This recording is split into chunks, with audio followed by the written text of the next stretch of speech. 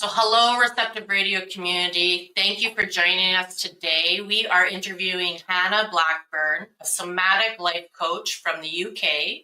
And we're going to be talking about nervous system regulation, paying attention to your nervous system. What is the nervous system and how does it affect us? So welcome, Hannah. Thank you so much for joining us. And I know that this is something that we need to pay attention to more. Why do people need to pay attention to their nervous system, and how can we? Can you give us a little bit of background about our nervous system? Yeah, I suppose I always start by saying our nervous systems run our belief systems. So they are a very core part of who we are and how we live. And I guess most people have heard of fight, flight, freeze response. And essentially, it's the central axis of our body, which is autonomic and voluntary. So anything that's going on automatically, i.e. our organs, our breathing, the blood flow, all of that is happening without us needing to do anything. And then the voluntary is the day-to-day movement of our bodies, the more conscious elements of thought and doing and being. And essentially, our nervous systems are formed at a very young age. So what we experience from about the years of 0 to 5, 0 to 7, and even in the womb heavily affects our nervous system for the rest of our lives. And essentially, we can get stuck in what's called sympathetic or parasympathetic, or somewhere in between the two, which is essentially sympathetic is like a very stressed, heightened, alert state, that kind of ready to fight or ready to run. And the parasympathetic is the other side of things. That's the rest and digest. But if we get too stuck in that, we can get stuck in things like depression and like lower states of being when we're finding it difficult to function. So it's important to have a good balance between those. Exactly. Yeah. It's important. Essentially, it's important to have what's called a regulated nervous system, meaning we don't get stuck on stress and we don't get stuck on not being able to function. When we experience a stressful experience, our bodies can flush the stress out of the system essentially and bring us back to more of an equilibrium. I can explain this in terms of the way that animals' nervous systems work. So let's take a gazelle and a tiger, for example. And a tiger is chasing after a gazelle. And you'll see this in videos of footage where the gazelle will just get away and it joins the herd again, and the tiger just goes off and does its thing and has to look for another bit of prey. But if you watch the gazelle almost joins its pack, its herd, as if nothing has happened, and it kind of just looks around again and just continues on with its day. And the guy who invented somatic experiencing, he looked at how when animals experience near-death experiences or trauma, let's say, they go off and they shake. They have these like little vibrations, these little shakes that happen in their body, and essentially it flushes out the stress from their nervous systems, and then that's how they can carry on with their day. But humans, we can get easily stuck in cycles of stress, of shame, of self-doubt, of fear, because many reasons. The way our society is structured, we may not have been able to feel our emotions as children. We may not have been seen as children. We may have experienced severe trauma. I suppose the spectrum is huge. And so ultimately, we weren't taught how to regulate ourselves. So essentially, that's in a nutshell, that's how to, Yeah, and I guess, I come from a horse racing background, and so I can relate to this gazelle tiger. It's like the horse all week long is just jogging and, having relaxed workouts. And then for 2 minutes, once a week, it goes into a race where it's going to win. And after the race, the horse is like got adrenaline running through its system. It's all like, I just finished the race, and sometimes it wins and sometimes it doesn't, but it still is the same experience, whether you won or you didn't. They are like, they're doing a shake, and they're, after we bath them and get them unharnessed and everything, they usually go into their stall and they roll, and they do like they have their little ways of shaking off that race so that they can come back to normal. And we kind of train them that way too. But you're right, we don't train ourselves, or we don't get trained how to deal with stressful situations. Like recently I just moved and it's been super stressful on my body. And you were talking about something before we started the show. What has been going on for you that's been stressful? Well, I think I was just saying, obviously, it's December time, so everyone is just rushing around. Yeah. Myself, I have a therapist myself, and through that and the various mechanisms that I have, my own tools, I've been coming out of a freeze state, which I have been in for, my entire life, which is, long story short, it's as a result of when my mum was pregnant, her being very stressed, that immediately gets passed on to an unborn baby. The baby is born. Mum and dad were very busy.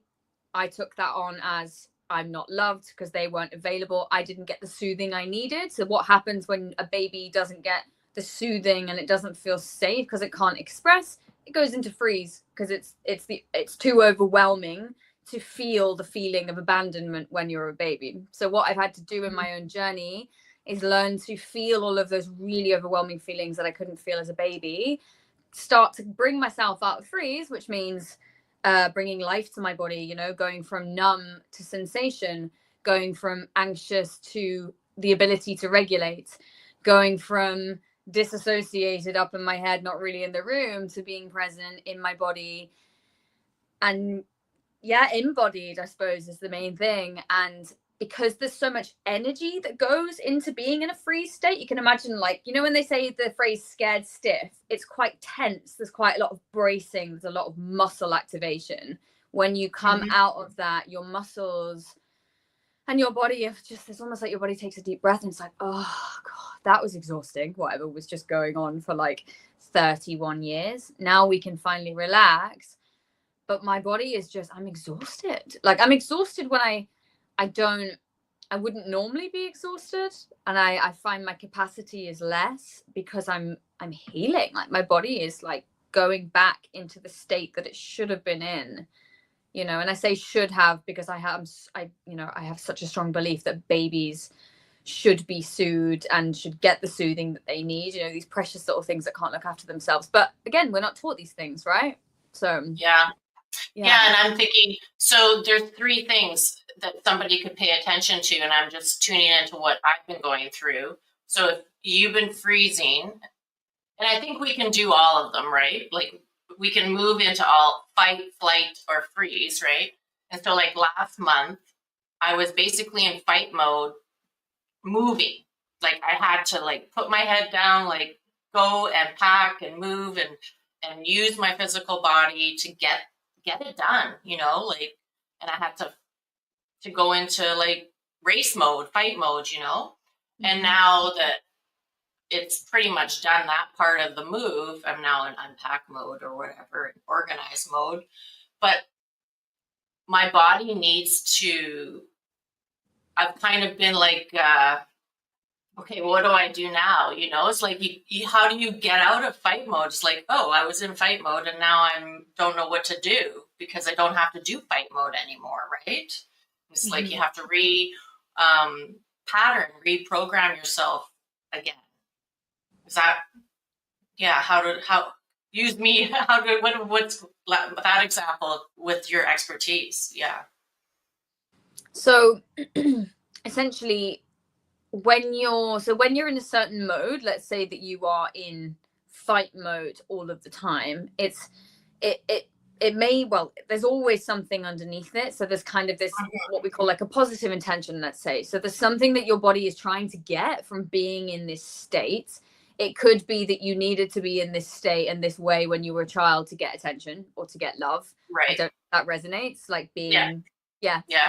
So the way we are as adults is the way we're essentially little children as in our nervous systems in adult bodies. That's essentially who we are until we kind of grow up, i.e. we heal all of our childhood trauma and become actual adults within our beings.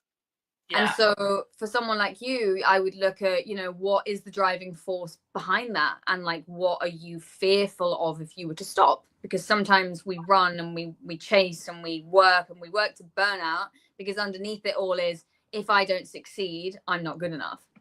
Exactly.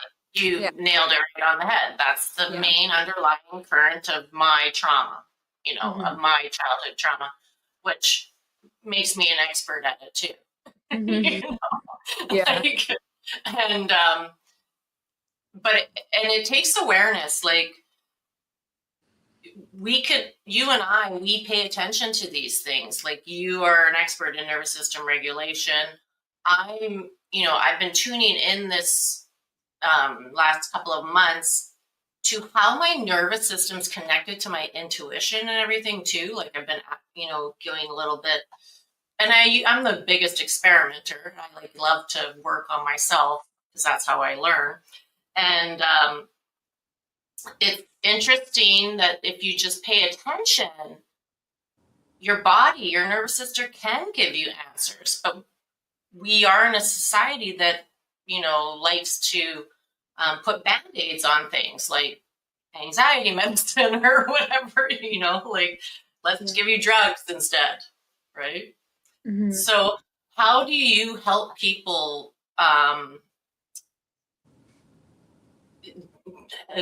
notice their nervous system, pay attention? Like, what is your gift around how you help them to get out of that fight, flight, or freeze and to regulate?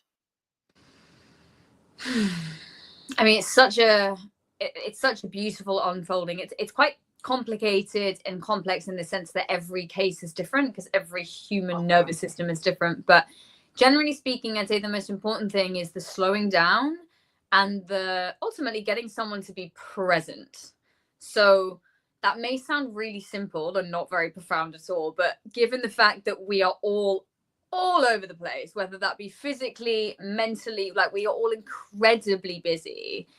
And so actually being present for a lot of people is really hard. So it's that, like, sitting and feeling your body. And a lot of people either can't feel their body, or, it feels scary to check in with their body, because we're very cognitively led, aren't we? That's how we're encouraged to be, particularly in today's society. So it's getting people to actually notice what's happening in the body, helping people to feel safe to feel what's in the body, and then ultimately feel safe within my presence to be able to go inside and experience things, and ultimately be able to complete cycles. So trauma cycles, let's say as a child, you had a really angry father and he would shout at you all the time, and there was a big part of you that really just wanted to reach out and hit him or scream at him or whatever, whatever the reaction wanted to be. But obviously you couldn't. You're a tiny little child. You can't do anything. So there might have been a part of you that wanted to do that, but you had to hold back. So you have to work with people on these old cycles of what we call incomplete fight response, for example.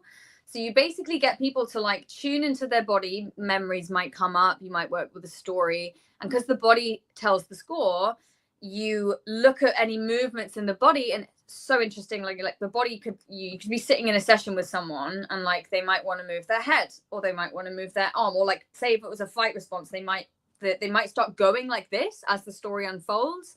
And you basically just sit there. I have to be incredibly present to allow their body. It's almost like I am the portal for their body to go into this stuff. They complete a cycle of behavior that they couldn't do then. They might have had words, they might want to speak it.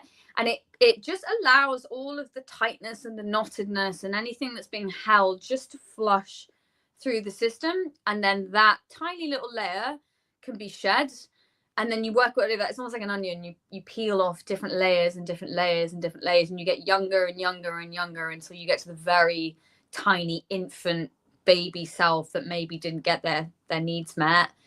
And you work at it that way. I mean, that's like a tiny example of what it could look like, because every session is so different. But I say, get someone to be present, slow down, and really actually it's me doing my work, because I can only take people to the places that I've been myself, which is why I go so deep within myself, because from a physiological perspective, another person's body will open up if my nervous system is regulated. So I have to be on it with myself to make sure that I can hold that space. Yeah, and that's such a great thing that you just said, is like, the more that we go deep into ourselves, like as practitioners, you and I, and notice and pay attention, stay present. And even if it's uncomfortable, it doesn't feel good, it's scary, it's like you don't want to go there, you just keep staying with it. And it can take a long time, like when you're working with addictions or patterns that are unhelpful to you, like in the that you just keep repeating, and you know you want out of it, but you don't know how to get out of it.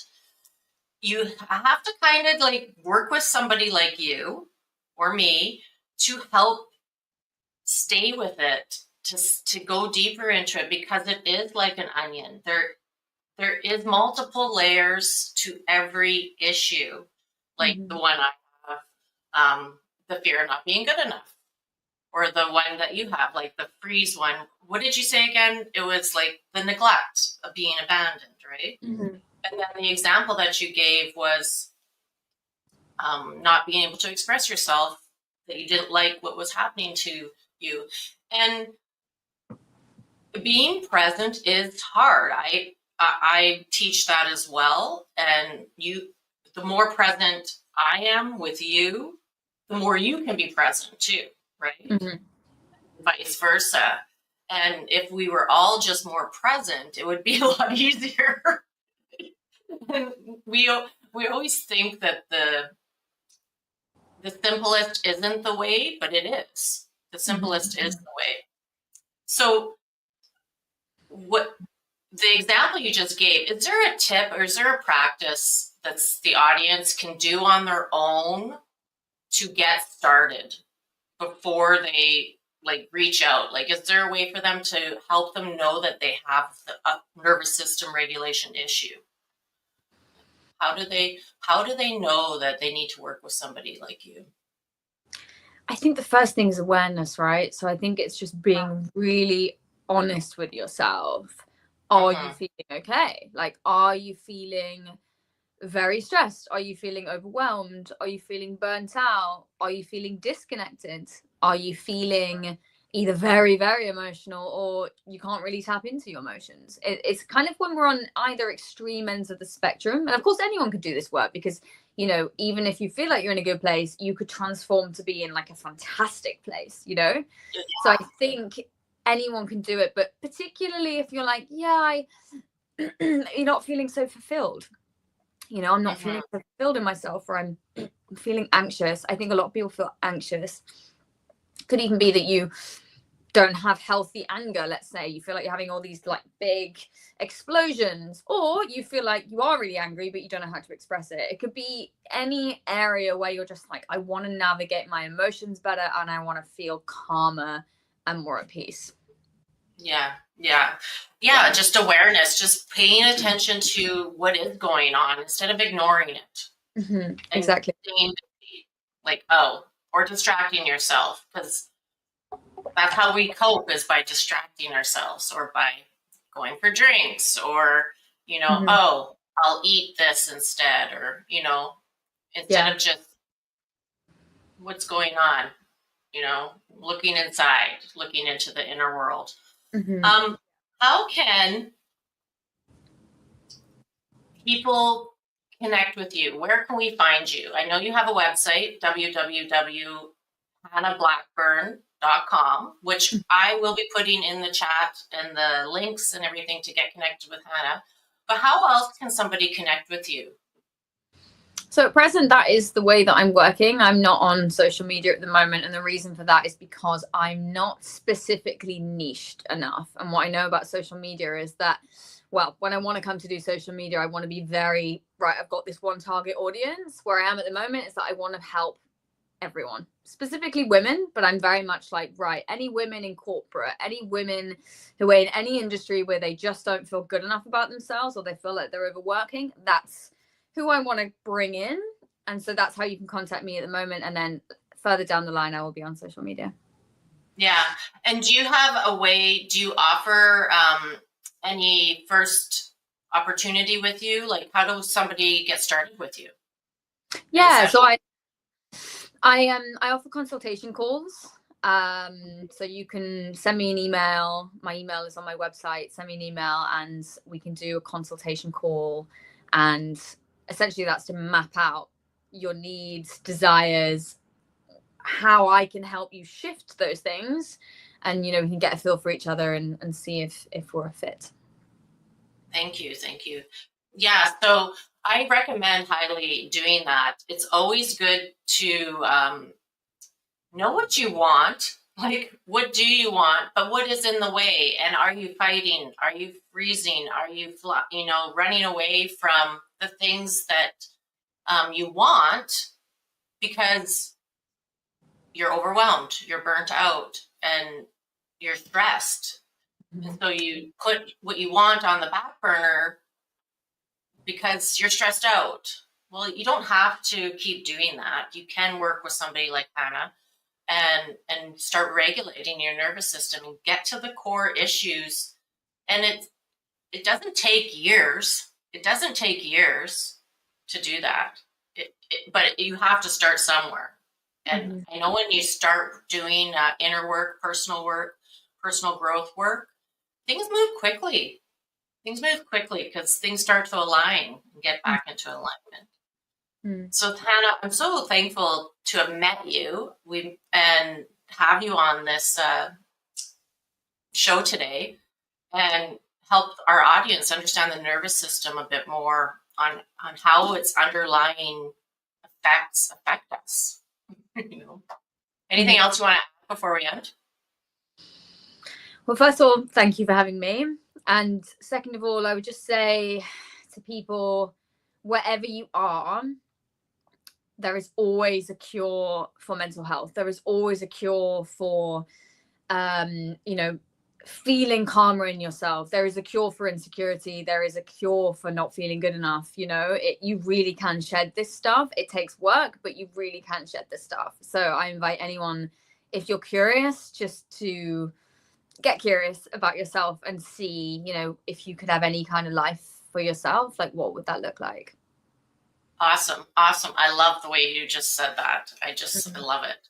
And so thank you so much, Receptive Radio community, for watching today. And I will put all of Hannah's contact information in the chat, in the notes, so that you can get in contact with her. And thank you, Hannah, again for being with us. My pleasure. Thank you for having me. You're welcome.